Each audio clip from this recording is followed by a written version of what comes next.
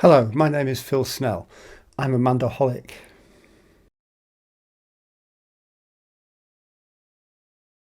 So this is an introduction to mandolins. This is one of my mandolins. It's a Collings. It's a typical size. Mandolins come in several different sizes. You can even get bass mandolins and octave mandolins and so. But I prefer to just stick with the standard size mandolin.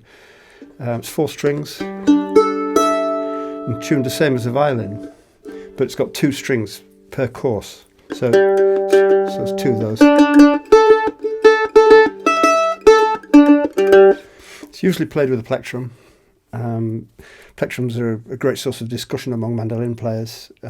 Everybody has their preferences, and everybody's trying to find the plectrum. It's just one of those things. So that's basically a mandolin. The strings are attached there. That's the bridge. That's the nuts. These are the tuners. All very standard. It's back. So this is a flat back mandolin. Now mandolins go back centuries, and the original mandolins were like this. Now they're bowled back. Very nice. This is poor thing. It needs a considerable amount of work doing on it, and I just haven't got around to getting it sorted yet. But I will do, and they're very nice to play. They've got a very sweet tone.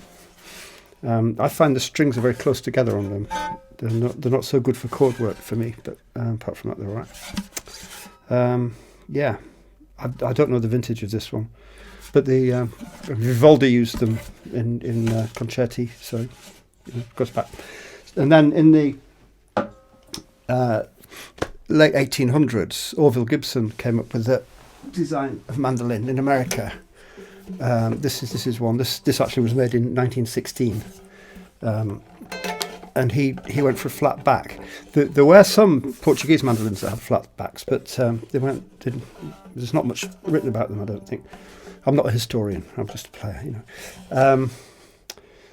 So Orville Gibson, he designed this mandolin, and there's all sorts of lovely features on it, and there's patents all over. 1898. That's 1911. That one. There's an 1898 somewhere. Oh, it's there.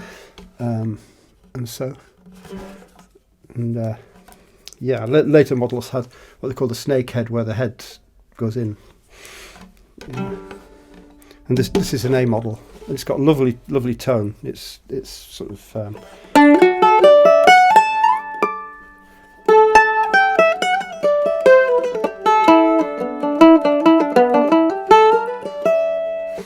so I really like this mandolin,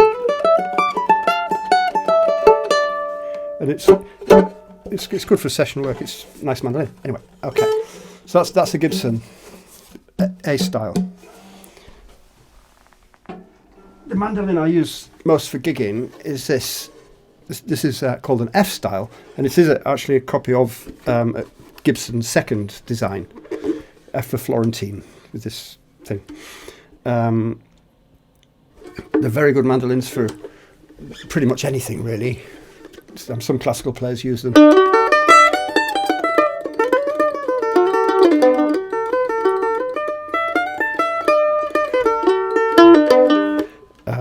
Again, fairly standard. Same thing. They've all got this, right? Not much to say about it, really.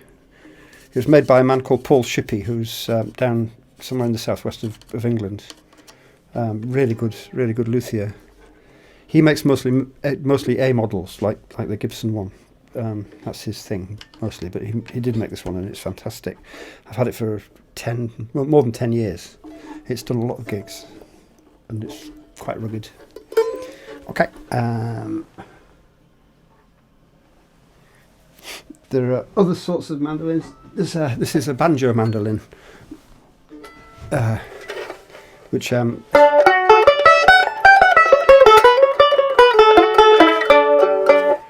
a bit of a novelty, really. I mean, it's all right. It's quite handy in sessions. You can it'll probably outplay a Highland bagpipes, actually. So that's it. It's got skin like a banjo, but it's a mandolin.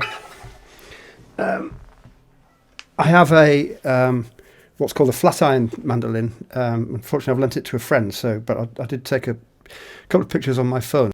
The flat iron ones are a bit more like guitars. You know, they've got a flat top and bottom, called flat irons because they look like flat irons. Yeah. And then there's this is an electric mandolin, which has seen a lot of use over the years. A friend of mine made it for me. So acoustically it's pretty quiet, but electrically it's fantastic. It's got a really nice tone. A lot of electric mandolins have, instead of 2 strings per course, they have 1. This one's got 2. I actually prefer the 2, but just, horses for courses, I suppose.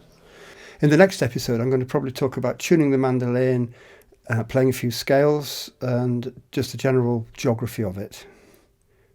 Cheers, see you then.